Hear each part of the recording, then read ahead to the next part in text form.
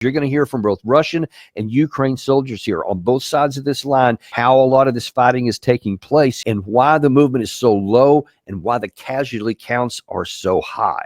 First of all, I want to start off with a Russian leader who was explaining how a recent battle that he fought in was conducted both with the infantry and with the drones. С группами, маленькими группами стали заходить в НП новое через посадки. Вот. Враг, конечно, не дремлет, давал отпор, но в основном противник, вроде 77-я бригада там. Местами бежал, прятался, местами достаточно плотным огнем накрывал нас. Были моменты, фипивишки у нас вообще просто не давали нам вылезти из посадки. Сбросы, птичники у них, конечно, прям работают плотно, очень плотно. Тяжело, как-то потихоньку зашли. Наши ребята, птичники, вообще молодцы, они там и сетями их, и таранами, вот, где-то там мы стрелкатню избивали. So what he's talking about there is that there are multiple ways to try to either decapitate, as you saw with that, where they were able to actually get the thing lit on fire. They used their rifles. They were able to shoot some of them down. They use netting. I don't know if you've seen any of those, but there are some places where, and this is on both sides of the line as well, where you have a literal cordon of net. It's many feet high, and it has overhead cover. It's literally like fishing net. And it's spread over the road so that a drone can't fly into the net. Its propellers will get shot up in there. And the vehicles can go up underneath there. And there's also netting you see on individual combat vehicles, and then electronic warfare, of course, where they try to knock them down. Now that works on first-person drones. It works on some of the reconnaissance drones. Doesn't work at all on the fiber optic cable, but there's other ways to defeat that as well. So everything that you can introduce into a battle, there's always going to be some way to either mitigate it or defeat it. But bottom line is you have to navigate with all of it. You can see on that video that you showed there from the Russian side, they have to move in some cases house by house to take some of these villages, and you see that they're all going in these small teams in pairs of men. There was 4 in that one division there, which was basically 2 fire teams of 2 men each moving through, because they can't afford to put any more in there, because you can come in with one of these big drones or an artillery round, and if you got 10, 15 guys all band together, you can take them all out with one big explosion. So they try to separate them out and they disperse their people, but they still have to go in on the ground. Otherwise, they're not going to be able to take the village, and they're not going to be able to drive their opponent out. Take a look now at one from the Ukrainian Armed Forces side and some of the things and challenges that they're facing.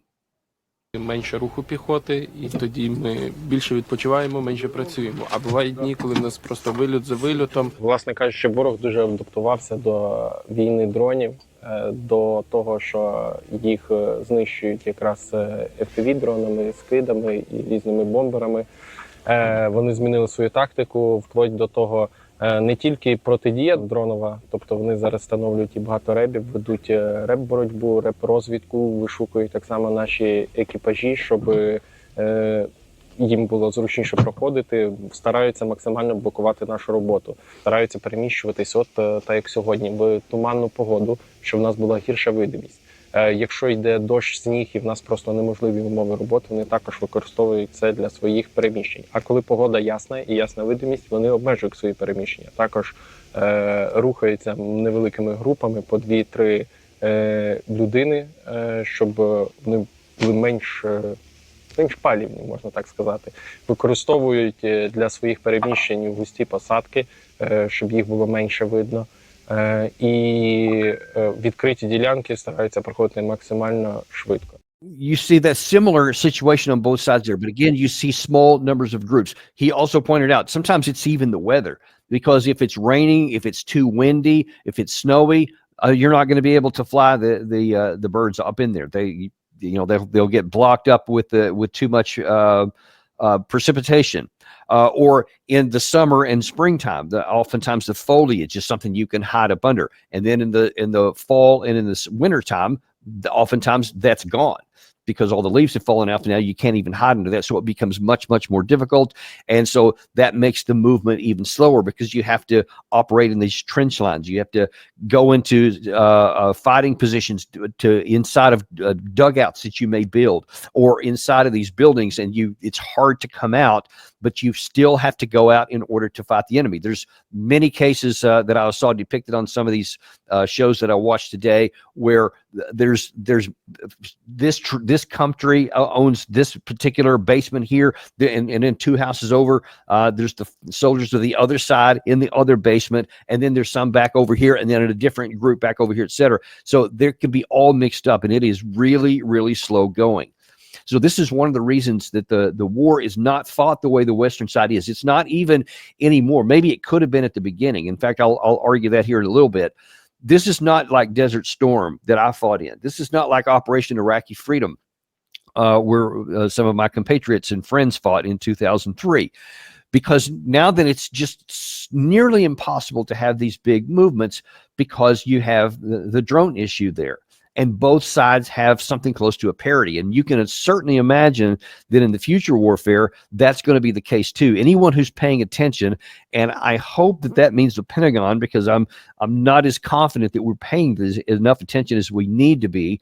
But if those who are paying attention will certainly understand the absolute massive proliferation of drones and how that's going to have to be taken front and center so that you can figure out how are you going to mold the rest of your combined arms team, your artillery. Artillery is still absolutely vital. It's critical. You can't get away from it. Or mortars. But here now is a Ukrainian commander who's talking about some of the difficulties he's got to face, but also some of the ways that they are getting their own side resupplied. Які розуміють, що це за робота, що потрібно зробити і які можуть бути результати. Всі пілоти у нас, до речі, також бойові. Вони всі були на позиціях як піхота, тому вони чудово розуміють, якщо якась проблема з підвозом провізії, ми можемо до них звернутися. Вони скидуються з дронів, ще щось. Тобто, водичку чи там з вампірами можемо кидати якісь, більше провізії. Вампір – це великий дрон, який має вантажопідйомність до 15 кг, і на дальній позиції він завозить провізію, воду і при потребі боєприпаси. Це якраз був скид провізії. Щоб люди не ходили, не ризикували з собою, вилітає дрон, якраз зараз така година сіряк, і скидає провізію для людей. So that's another fascinating development. That I mean, I retired in 2015. I was an M1 tank armor officer, and I assure you, even though the drones were a part of our fighting even back then, they were basically limited to artillery spotters or reconnaissance drones. Nothing of this. We never even imagined having an actual resupply of a vehicle like this. And that didn't even exist at the beginning of this war. This is all new development that's been discovered as this war has continued to go along. But you see, he'll do whatever it takes to be able to resupply. You can also imagine, even with that big drone in a 15 kilogram load, you got to make a lot of runs to be able to get the kind of daily supplies that are needed. So that also slows you down. And if obviously the enemy on either side is looking for those kind of drones because they want to interrupt the resupply here. Now, I want to show you how things have changed here and why this is starting to be a real problem for the Ukraine side. There's many people have made the point of, as I mentioned earlier, about the fact that the Russians haven't been taking that much territory that fast, but it has been methodical and moving forward. But I've also said that the casualties are disproportionate on the Ukraine side because the firepower is disproportionate on the Russian side. They have more bombs, they have more drones, they have more air defense missiles, they have more offensive, the glide bombs, other kinds of rockets, etc. So it only stands to reason that the Ukraine side is going to suffer more casualties because they have more ammunition and ordnance to throw on the other side. Russia has been focused primarily on destroying the Ukrainian army, not so much on taking territory, because they calculate in their doctrine, the way they fight, that if you get the military, the enemy down to a certain level, at some point you'll just have whatever's left. So that's where the Russians have been focusing on. And now then we're starting to see graphically the results of that. So one of the other videos that I've shown you, both of those last two clips about the Ukrainian side, is from a reporter for the Kiev Independent out of Kiev, of course.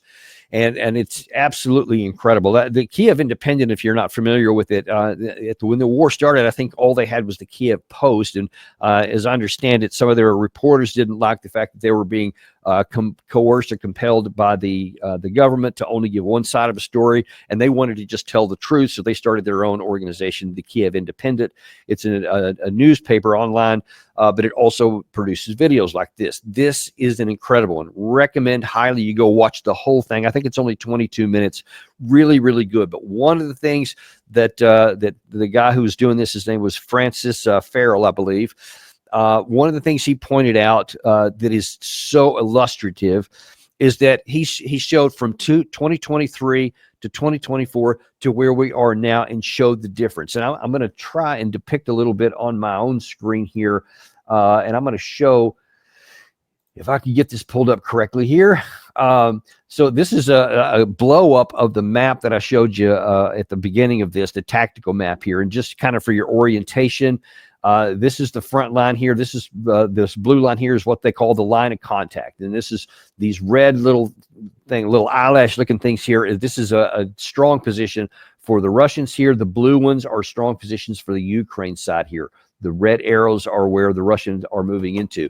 So he said that basically in 2023, Ukraine had something close to a parity at the tactical front. So they had enough troops where they would have infantrymen fighting in all these positions. They would be filled in here.